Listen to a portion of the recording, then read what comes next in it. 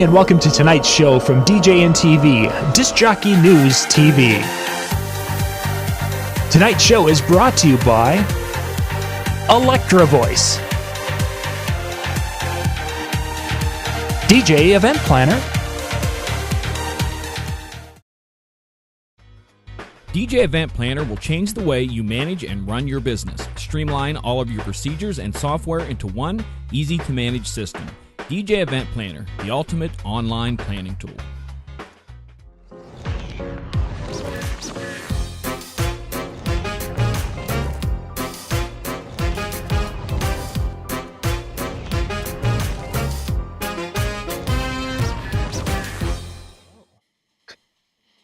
Good evening, everybody. Good evening and welcome. Welcome. I think that's how this thing is supposed to start off. I don't know. It's been I so remember. long.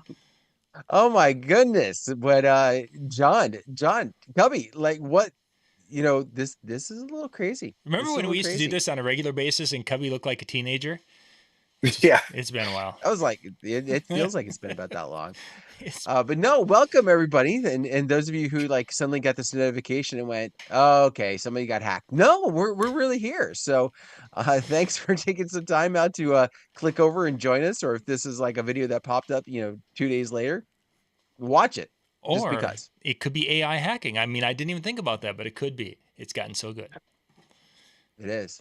It's not really Cubbie down below. You think it is, but Well, actually, but from their no. perspective, Cubbie and I are on the top, and you've got the bottom. Oh, You're in the bottom square there, Dan. fine. I'll Yep. move my windows so that I'm thinking of you guys the right way. Okay, there we go. Yeah. Now I see how it matches. Yeah, there we go. Yeah, now everything is. And now I'm getting all the messages on Facebook. People are going, wait, what's going on? Are you guys really doing something? Yeah, and all of a sudden it's like, yes, we are. Oh. So, guys, there's a lot of things we can chat about tonight, and we're going to hit a variety of topics. We don't have anything set in stone, so we're going to be kind of bouncing around and such. But I wanted to kind of start with the I dropped a video here a little earlier today. I need to make sure that it's live. And you know what? So I'm dropping this video right now. That's very funny. But watch that later. Well, watch that later. Watch it It's later. a short. But basically, what this past weekend, I didn't have anything going on, and I've been kind of watching some of my area venues to see when their weddings season was going to kick off. Usually, it happens kind of after Easter. Is that some of the wedding venues are starting to show images and videos or whatever of weddings? Haven't seen it. This past weekend is the first weekend that I've actually seen pictures posted from this past weekend.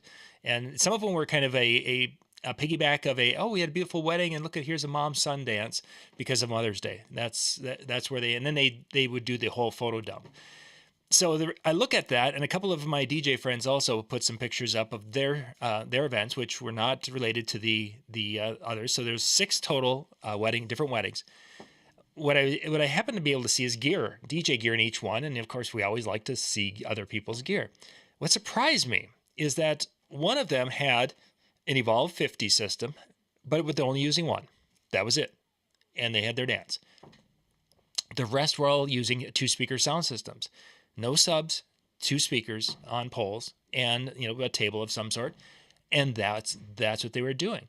Looking at the lighting, there was only lighting in one of the 6 shows. So the rest of them were without lights. Now, looking at some of the pictures, the crowd had a great time. You had people out there dancing and having fun. And I know 2 of them were dry, as far as they were from families that I was familiar with, enough to know that they were from some different churches in the area here, and they did not have any alcohol. And they were having a great time at the wedding. And I think to me, as we've talked over the years, and we've added tube lights, and we've added these booths that can basically, fit a small country inside. We're investing in doing all this thing, and all of us, the working DJs this past weekend, none of them were spending the kind of money that you guys and I have spent on our gear. And I'm thinking to myself, is the industry changing? Is there a direction going? Every system fit in the back seat of a car. No matter what the car, it would fit in the back seat of a car. I'm at a loss. I don't know. So what are you guys seeing out there, and what have you been hearing? Go ahead, Cubbie. Ah, I would have to say that that might go along the line as affordability. People that are have more experience, taken the classes, the courses, gone through, buy high end equipment, buy the stands, have an image. Um, it depends on who the client is. You know what I'm saying? I've lost a lot of events due to affordability. Where it's a smaller wedding. We don't need as much, or we don't need as things, and I am seeing smaller guest counts, and I'm seeing small, And but I'm that's seeing a great point, because as I was looking at some of the pictures, and they had the seating in a couple of them, and it looked like maybe 60 people, seating for 60 or maybe 70 for the meal. So that's a good point. they don't want to pay for that food. It's one of the highest costs right now, along with alcohol. So where can they cut a quarter? Well, instead of paying 25 or 2,800, 20, they're going to pay 15, and to them, by the view of the pictures, they had maybe the same experience, just at not as fancy as equipment. I I mean, I definitely don't know the guy's MC skills, so you know what I'm Yeah. saying, or how the rest of the night went. I'm just by the pictures, it looked like they had a great Yeah, time. yeah, exactly. You didn't see anybody scowling. They're looking at the DJ like, "Oh, if I'd have only had a subwoofer here," you didn't see that. Yeah, I think sometimes we go down a different route in a lot of aspects, especially with the sub aspect, and trying to think of what we need to have, right? Like you can have a good system from a a two-way speaker, right? Like we can get a better sound, right? When you have the extra pieces, that doesn't mean you're having a bad sound from a two-way. And there are some of the people that we consider in this industry to be leaders in this industry that, because of sometimes their limitations on vehicles and other things that they have, it has to fit in the back of their car. So the sub is not necessarily an option, at least not like a 15 or an 18, inch sub from that standpoint. So they're looking at difference, and they're having those great parties. I think you can very easily still have that situation. Now, could it have been also, you mentioned there was only 60 people. That's another one of those things. It's like, man, there's not a lot of people. I don't really need a huge system. Hmm. I would be a little leery to bring only one speaker just because I like having that automatic backup, even though I've never had that issue. But if I know I'm going to have a smaller group, I could understand bringing something that was not as large just because of that standpoint. Um, I don't know. That's kind of where I see some of those ideas and some of those thoughts is I don't think it's necessarily a trend. I think it's been there. Um, I think what we might see is some reaction to some of the smaller crowds, like Cubbie has said, and that might be leading to some differences when it comes to speakers and whatnot. Hmm. So when they're looking for, and Cubby, you can share a little bit about that venue that you were talking about, but um, expectations from the DJ is where I want to go with that. But why don't you tell that story a little bit about what that venue? I think it was a venue owner, wasn't it, that was talking to you? about what The conversation? the DJ that wasn't. Oh, yeah, so we're in a group chat, photographer friend of mine and a venue owner. I was not working that particular venue that evening, and she was just ranting about the DJ, who came unprepared, didn't have any timeline whatsoever, just knew their songs, wouldn't make any announcements. I know some people dismiss tables, some people don't dismiss tables, but here in the Midwest, it's generally acceptable that the DJ would dismiss tables. And he wouldn't do that, and anytime they needed something, they needed to go get him. He was more reactive than proactive, meaning he just didn't really care. He just sat there on his phone watching YouTube videos. Mm, And that's literally what she said on in the text, is that he's watching stupid YouTube videos. um and he had a tough time getting the crowd going because he wasn't engaging, and they weren't buying into getting ready to dance, okay. So so it ended early. expectations is really is really, the question. Did the couple have expectations for that above that, or do you think that the couple was that, they were knowing that they were buying at a price point and didn't have those I expectations? Yeah, I don't know. Yeah, I don't know if they did or didn't. I mean, everybody goes. The matter of fact, the couple were kind of clueless to it, from my understanding, is that the maid of honor and all the bridesmaids were trying to make things happen behind the scenes, so they wouldn't find out that he didn't have lineups and names for grand intro and all that stuff. Mm-hmm. So I do know who the person is in my market, and I do know he's on the lower end of like $1,000 for unlimited hours. And I think it was some of those aspects. We often talk about walking that fine line of, requiring to meet with our couples and educate them, and yet trying to not make it be such a thing where it's too much, right? Like where it's almost forcing that information down their throat.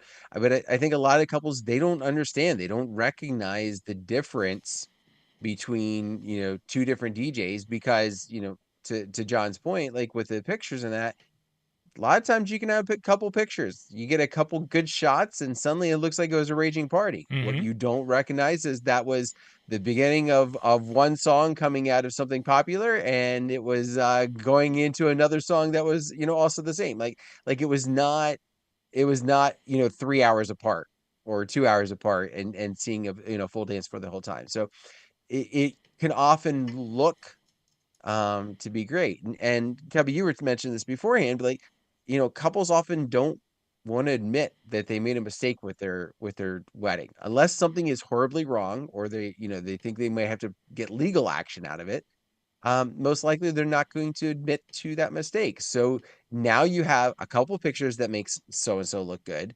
You've got a review, maybe it was mediocre, but it didn't sound anything bad.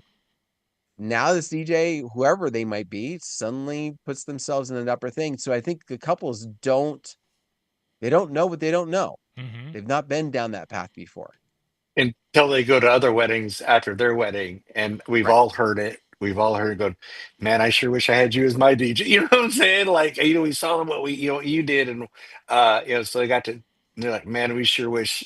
So they will, like I said, never really had regret it any out loud on through maybe a review or anything, but sometimes we've all heard those comments. Well, except for mine says, I really wish I wouldn't have gotten you, and I got some guy out of the Midwest named Cubbie. But that's a different story. Well, That's whole. and my people are just like, well, we're so glad that you brought the full Huey Lewis collection. That's all I'm saying. The full. Rematch with redrum with The redrum. re-drums, yeah. Yes, I like to bring the Swedish polka re-drum. It's a great Yeah. mix. It's a great mix. Her hits. I heard it hits. Uh, My goodness. But no, I think I Speaking of think I hits, really I really think it's one of those things where, the right couples, when the couple that doesn't get married first in their friend group really is the ones that have the advantage, right? They get a chance to see what some of those other pieces are firsthand, and it really helps.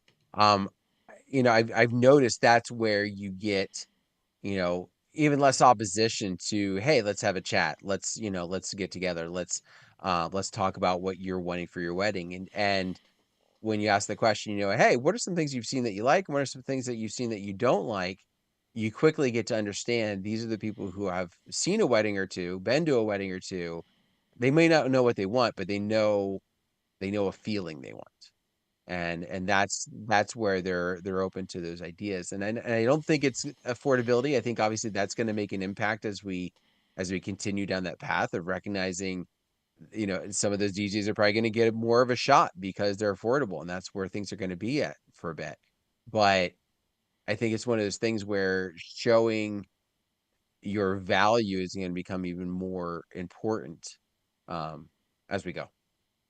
and the referrals. I mean, it's if it wasn't Mm. for a referral, those we were at your wedding, or my mom was at one of your weddings, or they were type things like so if it's a cold lead, straight from the venue. Yeah, they can really push us. The venue is, if I'm going to lean, I'd lean toward here or whatever. We really enjoy working with us, blah, blah, blah.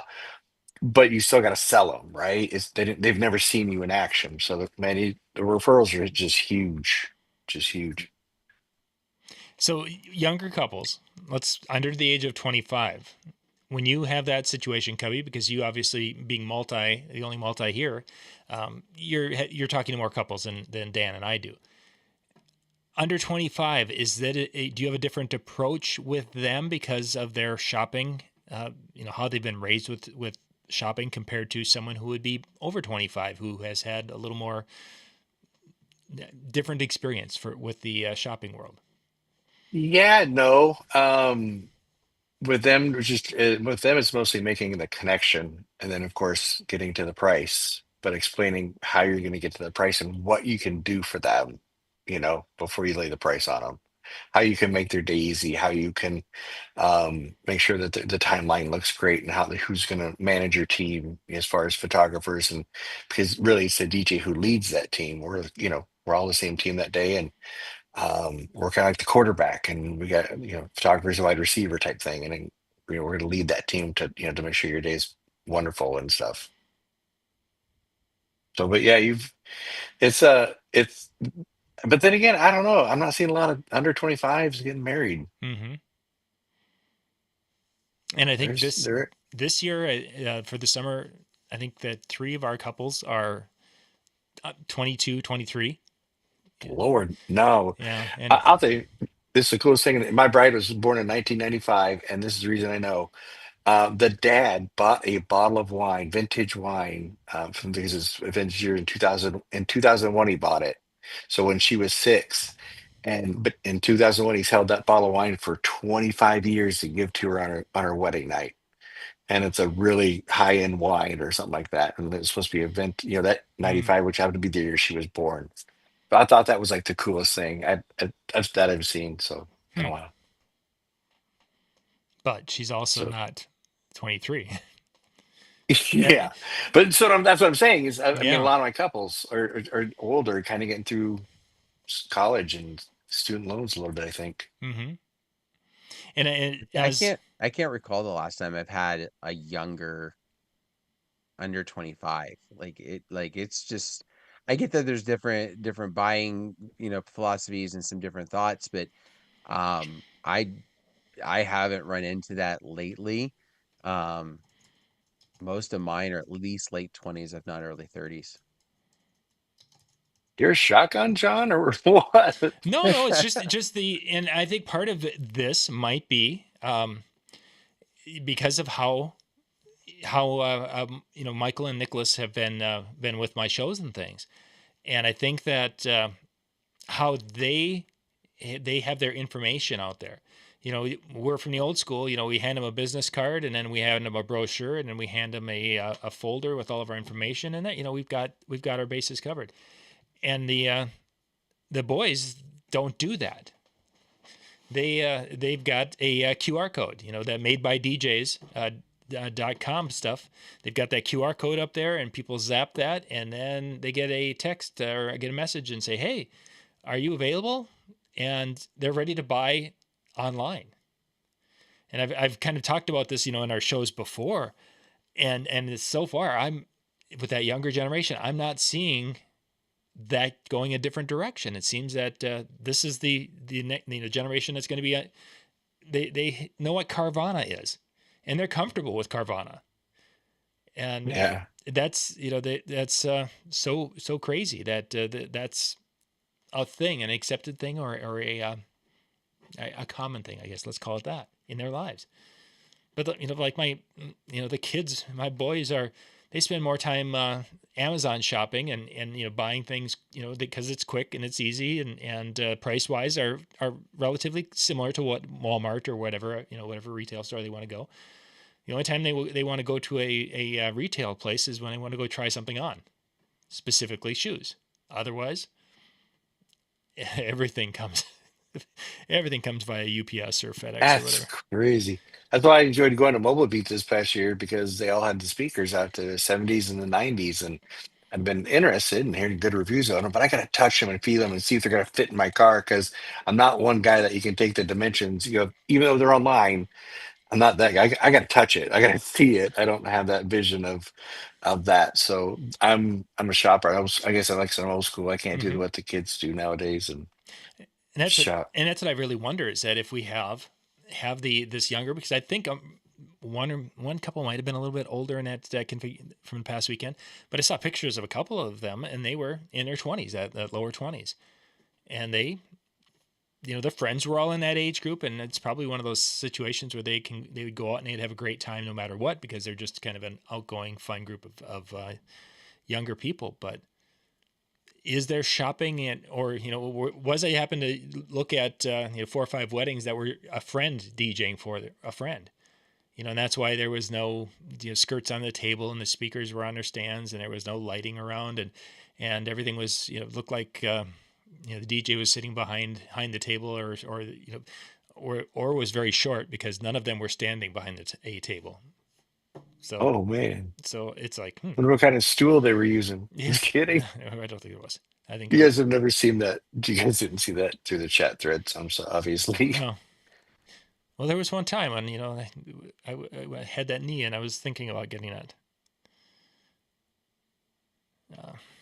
So, I mean, therein lies, maybe some of the differences too. And again, we don't know. I personally don't know the DJs that you're talking about, but if it was a younger couple, right, they don't have the experience of their friends' weddings, maybe necessarily to pull from.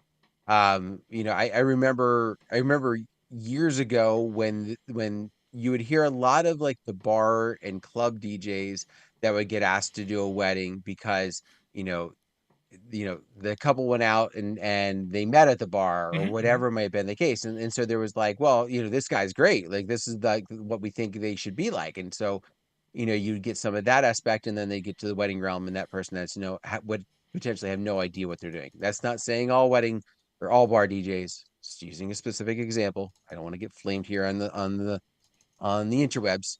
But no, I think it's one of those things where they don't have that experience to pull from. But I think it's also if they're in their early 20s and they just came out of college, they don't potentially have the disposable income to go into that higher realm, right? Like that's the other thing. I think sometimes that's why we also see some of those late 20s or early 30s, not saying they've suddenly amassed a fortune, but they're a little bit more removed from the shock of college debt, right? It's now something that they've been living with, and a lot of these couples have they date and then they're living together before they get married, so there's more income that's potentially disposable to be able to use for some of those pieces that maybe they value more, Mm-hmm. and that they see a bigger worth in what they're doing.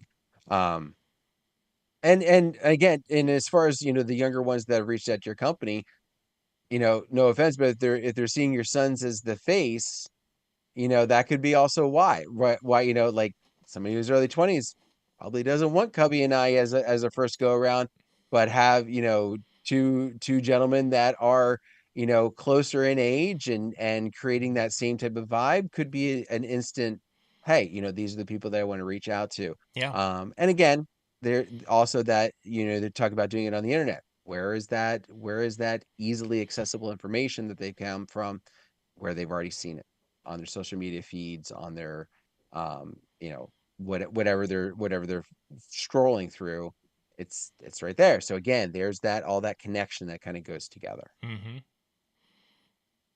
Yeah, I definitely think there could be a level of that they look at us and they're like, oh, you guys are, we want to have a younger DJ. And I buy into that one, but I saw, I think two of the DJs, and they looked like they were at our age, right in that, or even maybe a little older. I was talking about the young ones that are reaching out to your company. Right. For the Michael that are connecting with them. But I Yeah. mean, it's so it's not even, there's just no uniformity in anything when a person's looking at it. It's like, okay, is there a trend? Is there something I can connect with and do this? And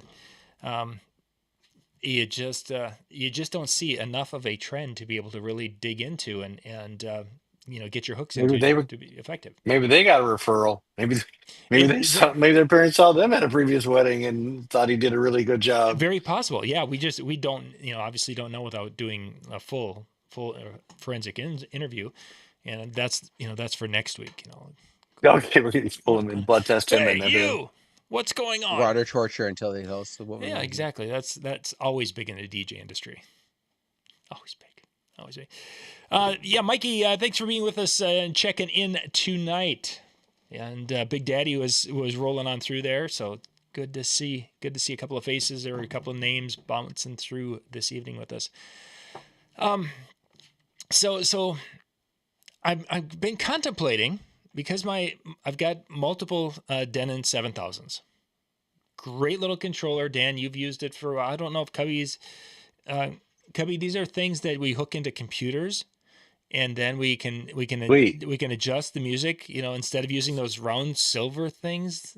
Oh wow! Yeah, I know it's pretty fancy stuff, but Track 7.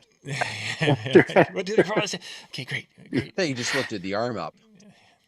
Yeah, well, a couple. Yeah, well, that was when I first started. Well, where It he's was a got bird, like he's got Flintstones. the ink pen there to spin the tape and get it all lined up.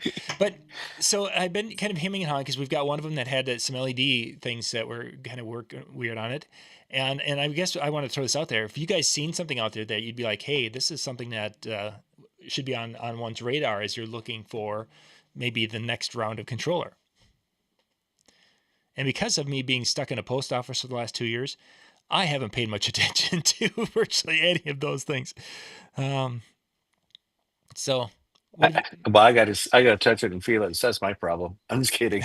I mean, I got an old Pioneer DDJ SX2, and it's a workhorse, and I just know it like inside and out. That's what makes me nervous. If it goes down like your Denon, or if I have a problem with yeah, it, like trying to find a used one that's not beat up, or then I'm going to try to find something else. So it's just stuck in my ways, but.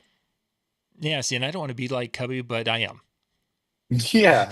So at 7000s, it has 2 mic inputs, and I can do this and I can do that, and I know I've got buttons programmed or that, and so I haven't.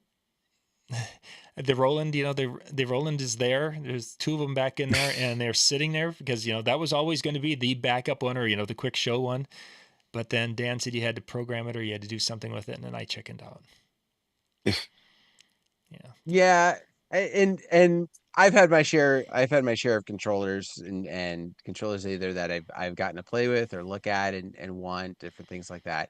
I'm still rocking the MC7000, the same thing. Like I still remember it was, oh my gosh, maybe 2020, 2021. I started having problems with like one of the buttons, and I'm like, okay, I need to get something, and that's when like inventory was sparse. Oh yeah, I remember Like, that. Yeah. trying to get anything. So I got a Rain 1, and then never put that into production because the 7000 was still going. Like it had that. I started working with the button issue, and I've just kind of ignored it because I figured out how to work around. But and that's the funny thing. Like the stuff that's coming out, the stuff that's been released and is new, doesn't fit the stuff that I'm looking for. Like, or doesn't fit like my style. I don't need moving platters. I don't care for the battle style layout, but there are good units that fit there. Um I've kind of had this in the back, back of my mind, is that if my 7000 does go down, in the meantime I have the Roland. But if I want something a bigger footprint, I'm probably going to go with the FLX10. That's probably what would be my um what I'm thinking is closest to the 7000 as far as dimensions and feel and this, the kind of setup that I'm looking for, without adding a ton of weight either. So, um, that's what I would probably look at if you're needing. I think that was the question. I'll be honest, Yeah. it froze up as you were asking some of the question, and I kind of based on what Cubbie was saying. Yeah. Yeah. Well, we pretty much always do that with Cubbies. So, Nobody really yeah, listens nobody to really me listens. anyway. Yeah. They're like, quick, if we run, we can get to the bathroom and back. But yeah, these that being familiar, like what Cubbie was saying, is that was one of the things I never was much. Who cares? Back before we got the more advanced controllers, mixers. Back when it was mixers and CD players, it's like, yeah, okay. So am I doing Beztex tonight? Am I doing a Newmark one tonight? I doing Pioneer one? Doesn't matter. But now that we've gotten into these controllers and with the software and all the different things, it's like, oh my gosh, now I could really set my ways really quick. Yeah, One you of the one can. of the craziest things that I used to pride myself, like you said, like being able to just bounce around. Back in the AC Atlantic City days when we were doing the Tuesday night meetup, the chill event, Mm-hmm. and it was like, okay, well, what controller do you want? I was like, just give me something. I can make it run. What software you want? Just doesn't matter. We'll make it run. Like, just give it to me and I'll work with it. Um, and I think if what I would encourage you to do is very much the same thing, right? Like have some fun with it. And if you have access to a couple controllers, just play around and just kind of like just to kind of break yourself of the pure, I don't want to say muscle memory because obviously you want to have some muscle memory, but break yourself of that overly dependent on always going to that same button. And that's one of the things I do like about jumping back and forth between my 7000 and my Roland is that the buttons are in a slightly different spot. So I can't just automatically go, oh, it's right there. Like I've got it. This is the button that's going to load. This is the button that's going to, switch my tracks. This is where I need to be. Um, and it just, for me, it keeps me a little more aware of what I'm doing so that I'm not accidentally doing something I shouldn't. What's this variety thing? I know. I know. How dare I? Yeah, it's like, come on, I want to only have this button that does the only thing I want it to do, and I don't want to have any other button to do, and I always want that button whenever I touch to do that thing. Period. Well, then you get MJ to teach you how to program the MIDI aspect of it, and then you just do whatever Well, that's controller what I've you want. done with the 7000, but then I would have to do it for the Roland or whatever the next gen thing is, and then I don't want to because it hurts. And I will say this: you mentioned about the Roland and what I said with the whole programming thing. I will say this: I like the Roland. The one thing I don't like about the Roland, it's funny because people say this is like the best thing that's in it is the mics. Hmm. I have an issue with my mics on the Roland during the normal time of the night when I'm doing announcements, when I'm doing intros, when I'm doing all of those pieces, it's beautiful. When I get into open dancing and I'm talking over music, it's distorted. Huh. It doesn't matter what. Like it's not loud enough and so I'm probably yelling too much and it just distorts it. And it's been that way. And I have two different Roland units depending upon what system I'm taking.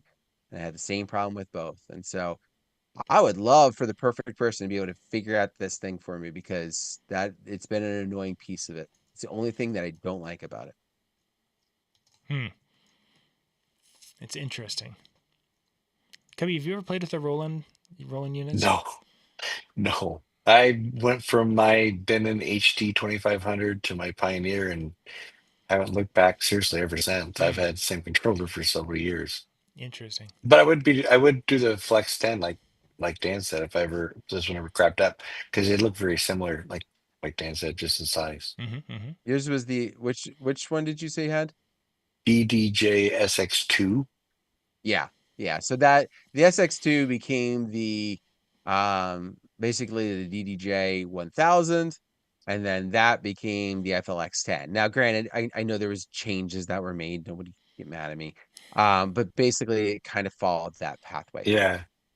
That's why when I looked at the layouts and stuff, and it just looked like it did a little bit more things, but it also, like I said, looked like it was comparable to mine, just a different size. Cool beans. Okay, we got about 10 minutes or so, give or take. Let's talk a little bit about what music. What you guys have been anything new out there that you've been playing and getting into, or you've been hearing's going well? Bruno Mars, the new song, I just just might, like it. or Yeah, just just might, I just just might. might. Yeah, Yeah. Just yeah, that's been working. A little early with because it's really trending on the radio right now, so it still hits many ages. So I kind of drop it early. It definitely has Um, the 'cause, that was one that I was we've obviously heard quite a bit. Um, didn't go over in the bar a couple of weeks ago when I was there that night, but I think it wasn't wasn't the right type of song for that atmosphere. But it definitely it has that Bruno. There's aspects of his other songs that have been worked into there and such, and it's like, so if you've got this little hunger for a Bruno Mars lick or this type of a thing, or the his riff, yeah, it's probably gonna fit that, scratch that itch type of thing for you. yeah, drop it one time, see if it works in your market. Like I said I don't drop it every time, but I'm not afraid to try it, and it tends to work. Mm-hmm. How have now Newfound Glory? How have you guys been spinning that one, and what have you been leading into it with? You see my play count on my virtual DJ, it'll tell me it played it 688 times, I think it Yeah, was. yeah, it's probably really coming on there. I would John, assume. Yeah. I gotta admit, I have a 3,000% increase in its plays since before you told me about it. 3,000% increase. So Yeah, 3,000% of zero is still zero, everybody. It's that's the math teacher and that's her. yeah, I was gonna say he was going. I thought maybe he was going to be using some of that fancy math. That we add them decimal Well, exponential points and. I thought you were talking about my medicines going down so Yeah, much. well, it all comes together. It all comes together. I will say though, as far as going back to the music piece, I'm kind of in a weird transition. So I do the one event that I have that's in all ages. Nothing really newer was going over that much with that one. I tried the Bruno Mars. It was met with mediocre type of response, but it was that grouping that I had was really a little bit of they were really into the 2000s and that early 2000s. Now I'm in my school events. Like that's where I'm at right now. So it's all like the real cutting edge stuff and a lot of the stuff that I'm not going to play ever at a wedding. Um, or at least not for 10 years until they decide to have it, be sentimental again. So I've kind of had that weird transition. Um, and nothing has made its way onto this request list for my weddings that I have coming up. So I'm curious to see what actually might go that route. There's been some songs that I've been listening to and I'm like, oh, that might be fun to drop. That might be fun to play and work in there. Um, but I haven't obviously had that opportunity yet. So um yeah. One I'm curious have you tried this yet? Um Doechii and I think it's Lady Gaga Runway. No, not yet. I haven't read that one yet. That's one that I'm kind of curious about trying. I have a feeling, just kind of the vibe in it. The obviously the artists are both big. You've got Lady Gaga, who is obviously popular for a lot, and then you got Doechii, who's kind of more on that younger edge. But I still think it's got a fun beat to it. It's got a fun, feel vibe, dancing vibe to it.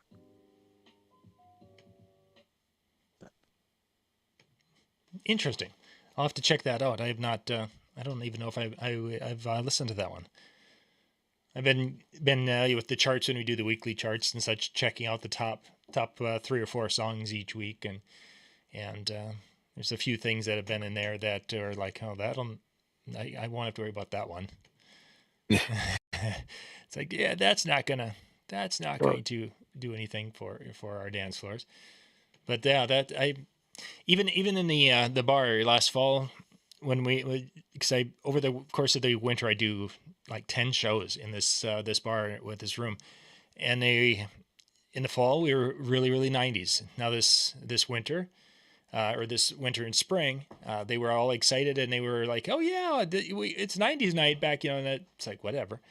And yet the last 2 shows here this spring were we touched in some 90s stuff, but it was really I was getting requests for going back to the 80s things or in that early 2000s, which you would put these late 20-year-olds.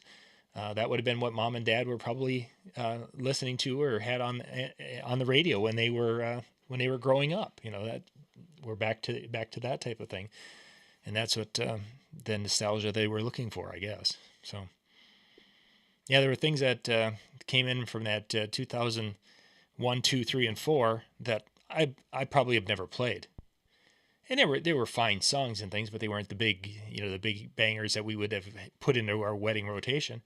But they were that sing along, and they were out there having a good time. It's like, are some of these that we're going to be dusting off this summer when it comes to some of the weddings?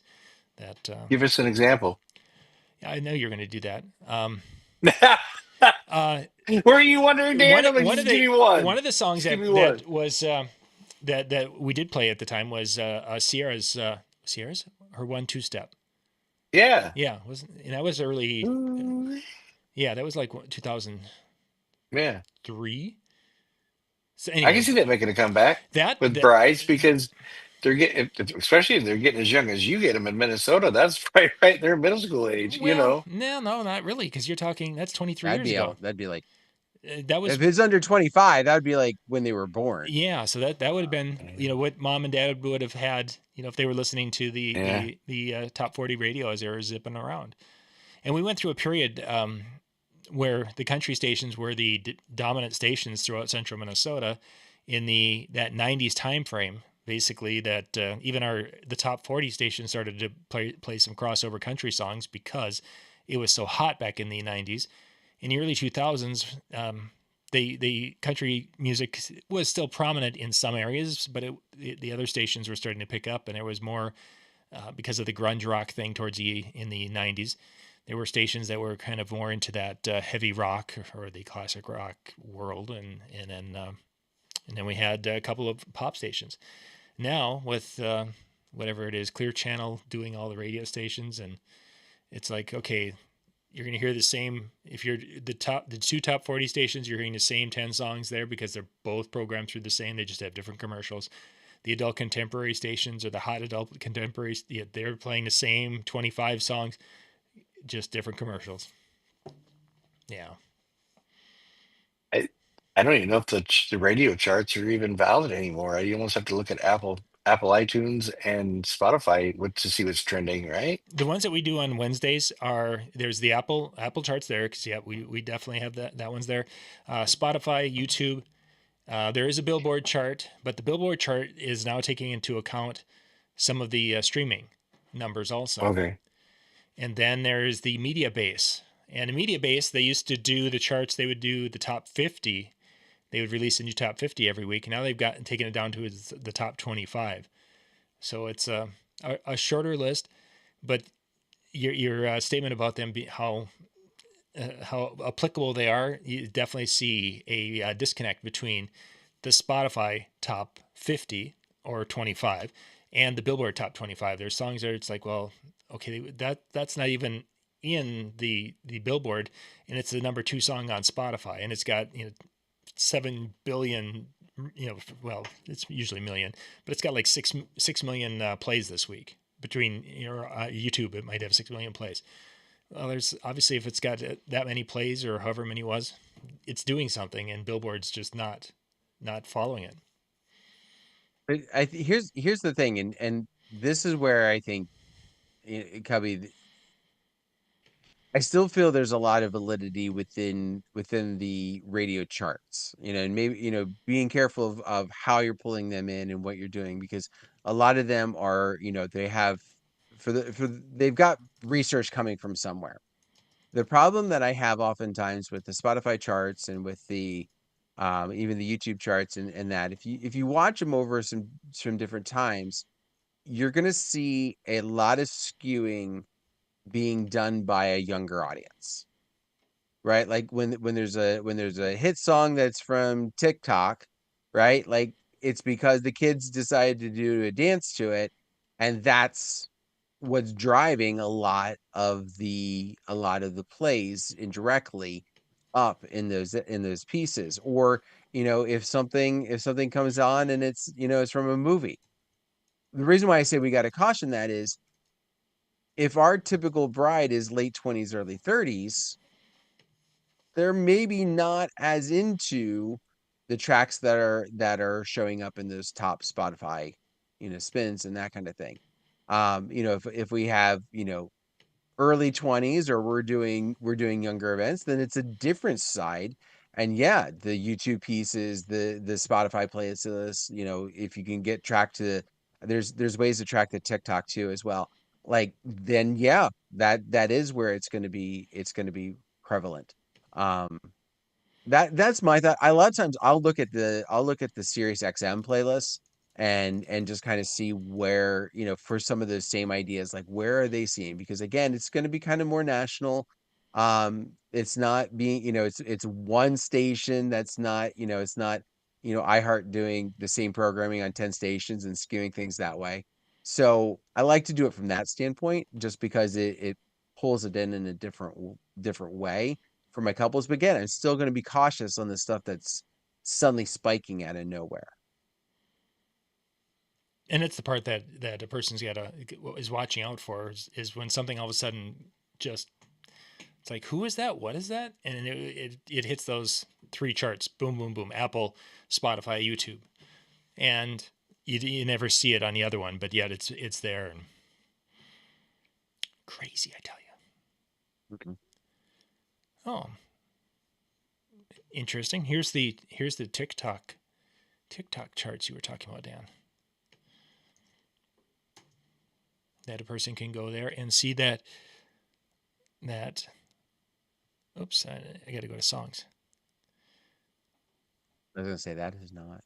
Yeah. The double Dutch bus. What's hot on TikTok right now of songs? What, double Dutch? No. There's Oh, y'all seen that, haven't you? I don't get out much. I avoid TikTok on purpose. Yeah, this is like the most I've been on TikTok when I just did a search for it. I already doom scroll enough. I don't think I need to do anymore. Yeah, we got that's my personal problem there. So we've got other things that we should do. So hey, we should be wrapping things up because our next video is going to go live here in just a little bit. Oh my goodness. So for those of you out there that have kind of been following maybe or seeing videos here and there, we've been streaming 4 nights a week with pre-recorded things, but those are recorded on Monday and Tuesday nights. You go to djntv.com/chill. They will record later on Monday, occasionally there, but Tuesday night they will record a session or two, and then they hang out and talk for a long time. On Monday night, the karaoke crew, they record, and they probably were recording while we were doing this show tonight. That's why we don't see any of them in the room. That's at djntv.com/kjchill. So just the regular chill is just the word chill. KJ Chill will get you to that, but that one's only available on Monday nights is when they do that recording, and then afterwards they sit around and talk and answer questions or what have you, and then they move over to the DJ Chill room after they get done there. So those are out there, and people are in there literally after my shows on Saturday nights at 2 a.m. when I'm driving home. Jumped in and got to actually chat with Brian Red, and Jay Brandon was in the room the other night when I came home, and there was John was there, and I think there was a couple of others. But so it's like, wow, I haven't talked to them in a long time. It was kind of cool. So again, djntv.com/chill. Check those out. I think we're ready to go. I don't want to end it. Well, the next time, which we could actually probably maybe even look at next week, we'll have to make an actual plan. 2 weeks in a row? I don't know. John, don't. No, Cubbie's out. Okay. Yeah, I got an event, and then I head to Cincinnati. Oh man, see, this is what happens when and then you get Memorial Day weekend. Yeah, and then so we'll be back in June. But not the first. So just here's what you just do. Just make sure you set up the notifications, so that way when we go live or when the video is uploaded, and you can come and there. Yeah, and don't follow my Facebook page anymore, my personal one, because I'm not putting any DJ stuff there right now. Because if you do go there, you're going to see a lot of post office talk, and that's been kind of by design. And it's It's Yeah. dirty. It's dirty. It's dirty. It's fraudulent. It's bad. Yeah, Cost you not the $2.99. kind of dirty stuff Cubbie normally goes to. Here dirty, and he checked it out, and he was disappointed. He was very Just- disappointed, but he's like, I had my hey, credit card ready. I had my credit card yeah, he's out. I like, was ready to go. I want to talk about a package, but that wasn't the type of package I was talking about. That's right. It got weird after that. Yeah, exactly. Like, huh. Okay. Awkward. Yeah, a little awkward. Alrighty, Dan, take us home. All right. Well, thank you very much for everybody who tuned in or stopped by for a few moments or checked out the video and replay. Definitely appreciate you. Thank you so very much. And we'll see you the next time, whenever that might be. Bye, everybody.